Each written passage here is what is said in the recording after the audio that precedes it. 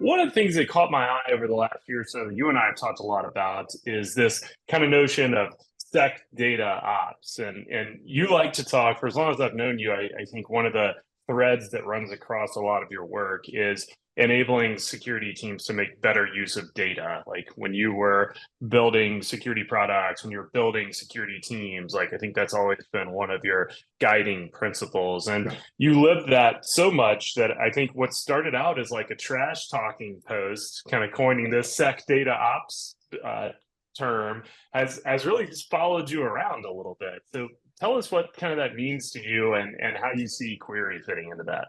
Yeah, for sure. Well, it's a good call out. It was a bit trash talking, kind of invoking that past expertise. And I was really poking fun at DevSecOps, right? Where DevSecOps over the year has moved on from this kind of guarding star shift left thing. And then I think it's just been beaten to death a little bit too much. And I'm guilty of it too. Back in the day, you could find some of my old open source projects like AWS Compliance Machine Don't Stop and AWS Security Pipelines. If I haven't archived them already, hopefully after this comes out, I will. But, the whole idea, notion of like, all right, let's just shift all our security stuff over to the dev teams. Let's bring in all the tools and the pipelines that we could stop bad things from happening and kind of being like this pre-crime unit. And I think that notion is really bad because the dev part and the ops part really get muted there. And then SecDataOps was at first a way to make fun of it, right? Because it's not so much as a framework of like, oh, you have to have Agile and two peaks of teams, and you have to have a Scrum Master and a product owner and a chief sacrificer and all this stuff. It's more kind of like a mantra that really ties back to my expertise of,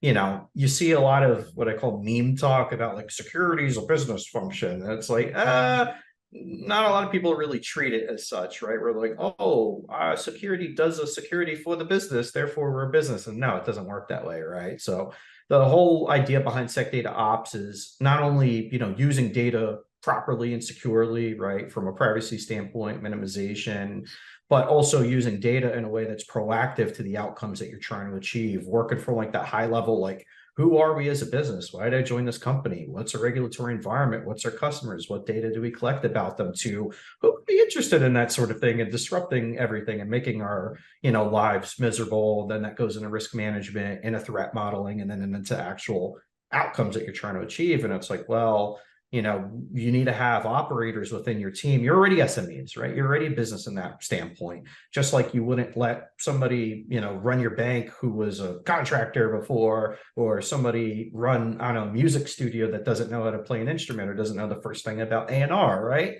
It's the same notion, but the part that was missing is that data piece. Like, how do we operate that data? Everything from, actually building the pipelines, maintaining the pipelines, which is a very operational tactical thing, but overall, like, how does all this data come into my program? How do I use it for different outcomes and use cases? And it really kind of relates back to like the intelligence lifecycle of like, I have disparate info. I build it into information about a certain thing, and I craft that into intelligence to achieve a certain outcome or to advise or consult somebody who's trying to achieve a different outcome, right? And that's really what SecDataOps is all about. It comes back to, knowing your use case, knowing where your data is, knowing your people, why are you collecting it, only collect what you need at the right time in the right place. Don't pay for stuff you don't need, and, use it responsibly, right? And then get rid of it if you don't need it anymore. Yeah. And like we talked about in the beginning, why I joined Query really fits nicely into all three of those things, where it's a security tool that enables you to use that data and operationalize on top of that data, where instead of having different BI tools and Jupyter notebooks and queries saved in a Google worksheet or a Word doc or a text file on a OneDrive, it's Or like, hey, all we of have those things. right, or all those things. And I've seen that, right? And I've lived that experience where it's like, okay, I have a couple canned queries, a couple things I could use, whether it be for incident responding to like MDE or CrowdStrike threats, or coming in from Security Hub or from like a different tool. Almost every team has those kind of skeletons and cotton balls in the corner where it's like, oh, how do we use this? And then Query turns it on its head, where it's like, hey, we don't care what format the data's in. We don't care where the data is kept. It could be in SQL, it could be in NoSQL, maybe not NoSQL yet. It could be, in flat files. It could be semi-structured, unstructured, in an index, in a bucket, or in the tools API, where instead of bouncing between consoles and pulling up these crazy spreadsheets of crazy queries and waiting for that, Splunk index to kind of heat up and spit back something at you, You just use, essentially one query language, which isn't so much a query language as it's, kind of like choose your own adventure, which is very basic, like Boolean operators. I want to find this entity, this artifact.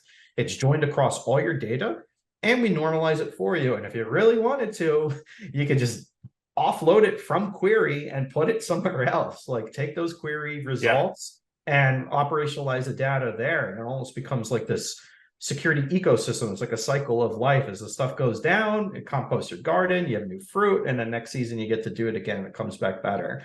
But yeah, I think that's query is SecDataOps. Let's just put it that way.